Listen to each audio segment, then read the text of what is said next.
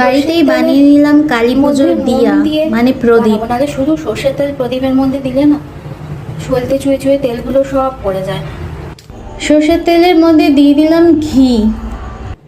এবার এর মধ্যে মোমের টুকরো দিয়ে দেবো।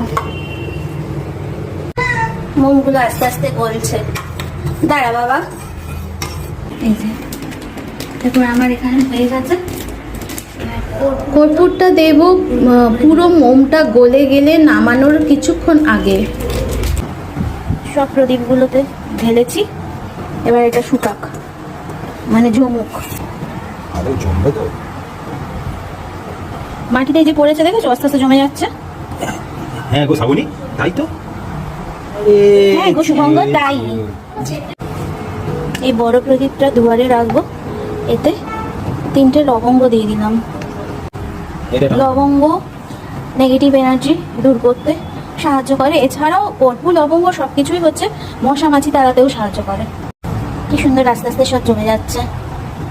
এগুলো পাথরের প্রদীপ, আমি সেই বাঁকুড়া থেকে নিয়ে এসেছিলাম।